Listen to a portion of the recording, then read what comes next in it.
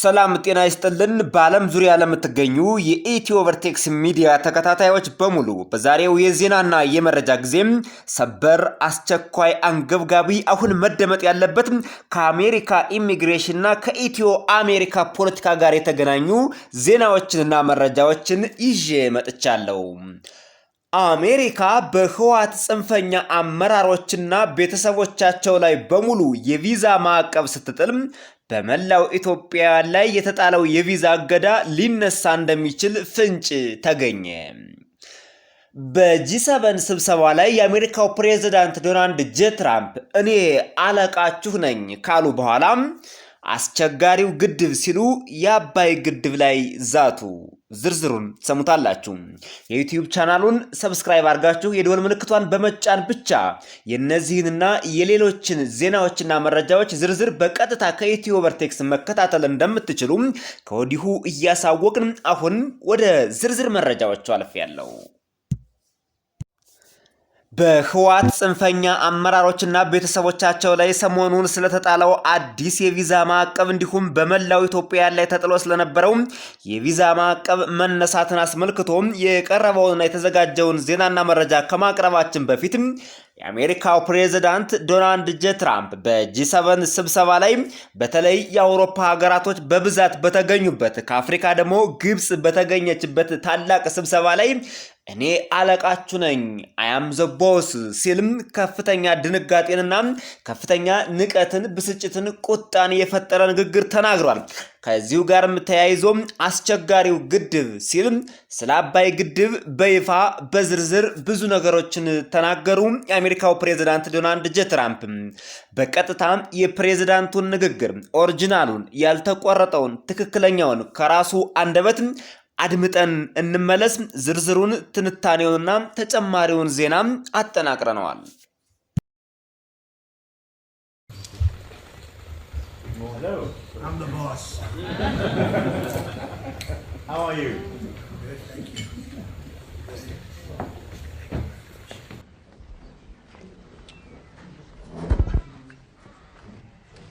Well, it's a great pleasure to be with my friend, the president of Egypt. He's respected all over the world, including by me. And our relationship has been very strong, personally, for a long time. And we're working together. We're helping him with a little dam project that I think you were very unfairly treated, if you want to know the truth, in Ethiopia. But we'll discuss many things, including trade. And we do a lot of business with Egypt, and we'll be discussing that. We'll be discussing the Nile, because the Nile's getting a little emptier than it should be, and that's what we're here to talk about, right? A dam was built in Ethiopia, and it's causing tremendous problems for Egypt, and I'm very aware. I had that deal settled, and then we had a rigged election, and somebody came in, and they didn't know too much about that deal. They were not going to settle anything, but we'll get back into it, and we'll see if we can settle it up, okay? Would you have to say something, please? Okay.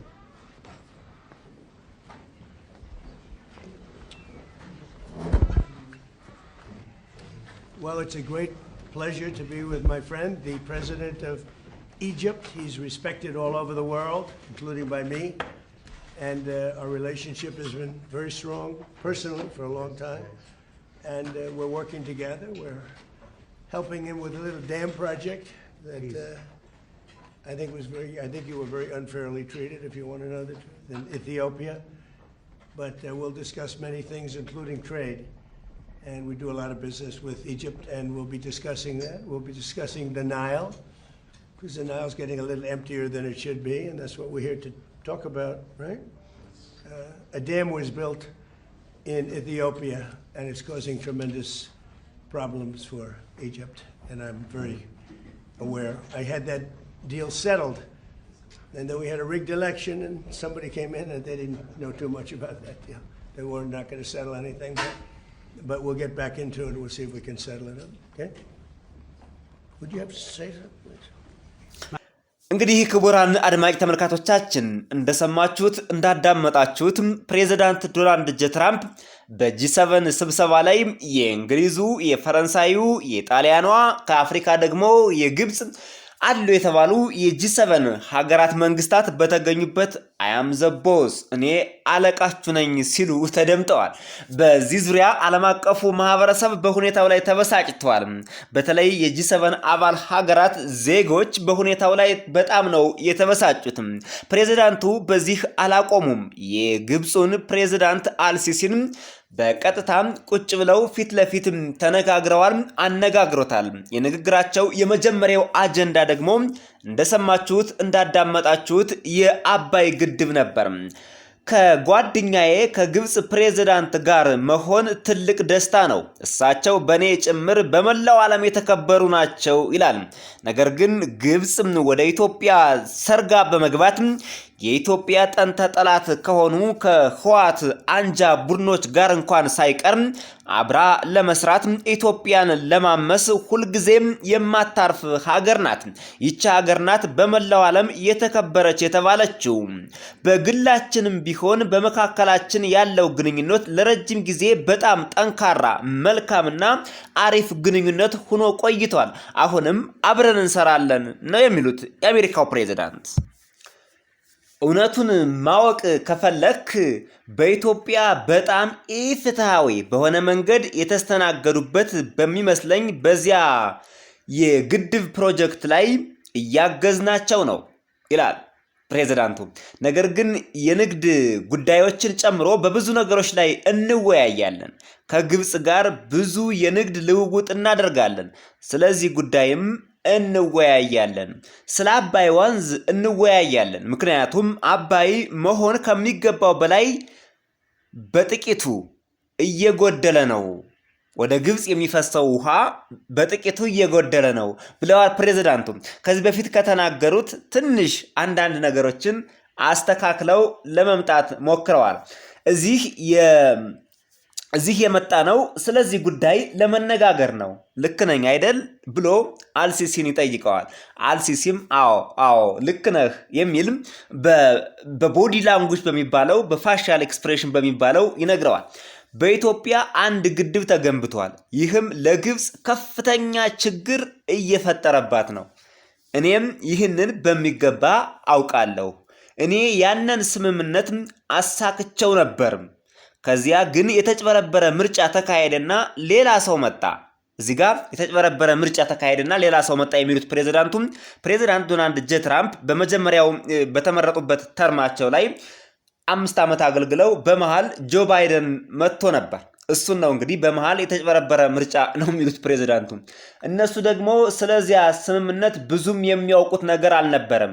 ምንም ነገር ሊፈቱ አልቻሉም። የፈቱት ነገር የለም። ነገር ግን ተመልሰን እንገባበታለን፣ መፍታት የምንችል መሆኑንም እናያለን። መልካም እባክህን ቀጥል ብሎ ለግብፁ ፕሬዝዳንት እንዲናገር እድል ይሰጠዋል። የግብፁ ፕሬዝዳንት ደስ የሚለው ነገር ብዙም በግድቡ ዙሪያ ላይ ሰፋ ያለ ነገሮችን እና መስመር ያለፉ ነገሮችን በዚህ ንግግር ላይ በጂ7 ከፕሬዝዳንት ትራምፕ በነበራቸው ግንኙነት ወቅት አልተናገረም። የአሜሪካው ፕሬዝዳንት ዶናልድ ጄ ትራምፕም ቢሆን ከዚህ በፊት ከነበረው ንግግሩ አሁን በተወሰነ መልኩ አስተካክሏል። ምናልባት ስለ አባይ ግድብ ፕሮጀክት፣ ስለ ኢትዮጵያ አጠቃላይ ሁኔታውን በቂ መረጃ ያገኘ አይመስልም ፕሬዝዳንቱ። ከዚህ በፊት የተናገረውን ብዙዎቻችን እንደሰማነውና እንዳዳመጥነው የአባይ ግድብ በእኛ በጀት በእኛ ፕሮጀክት የተሰራ ነው ሲሉ ተደምጠዋል። ለግብፅ ከፍተኛ ችግር እየፈጠረ ነው ሲሉ ተደምጠዋል።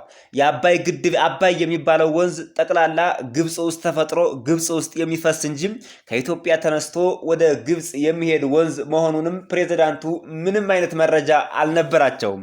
አሁን ትንሽ ያሻሻሉት ይመስላሉ። ግድቡ በጥቂቱም ቢሆን እየጎደለ ነው፣ ወደ ግብፅ የሚሄደው ውሃ በጥቂቱ የምትል ቃላት ጨምረዋል። በጥቂቱም እየቀነሰ ነው።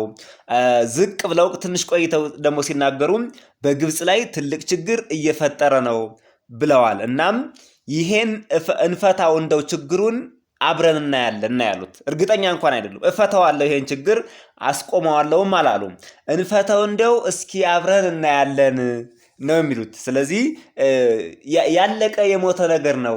ጅብ ከሄደ ውሻ ጮኸ ነው የሚሆነው። ከዚህ በኋላ ምንም ማድረግ እንደማይችሉ ፕሬዝዳንቱም እንሞክራለን ነው እየሞከርን ነው አይነት ነገር ነው እንጂ ልክ እንደ ኢራን ላይ እንዳደረጉት ከፍተኛ ጫና ፈጥረው ወይም ሌሎች ሀገሮች ላይ እንደሚያደርጉት እዚህ ግባ የሚባል ጫና ፈጥረው አባይ ግድብ ላይ ምንም ማድረግ እንደማይችሉ ነው አሁን ያለው ንግግራቸው የሚያሳየው። እናየዋለን፣ እንሞክራለን አይነት ነገር ነው እየተናገሩ የሚገኙት። ኢትዮጵያ እያሸነፈች ነው በአባይ ግድብ ዙሪያም። ኢትዮጵያ በዲፕሎማሲውም በፖለቲካውም በኢኮኖሚውም በግድቡ መገንባትም ደረጃም አሸናፊ የሆነችበት ትልቅ ተጽዕኖ ፈጣሪ የሆነችበት ትልቅ ተደራዳሪ የሆነችበት ከኢራን ኒውክሌር በላይ የሆነ ግድብ መሆኑን ልንነግራችሁ እንወዳለን። የተከበራችሁ አድማጭ ተመልካቾቻችን ወደ ቀጣዩ ዜናና መረጃ አልፈናል። በመሃል የዩቲዩብ ቻናሉን ሰብስክራይብ እንድታደርጉም አሁንም በትህትና እንጠይቃቸዋለን።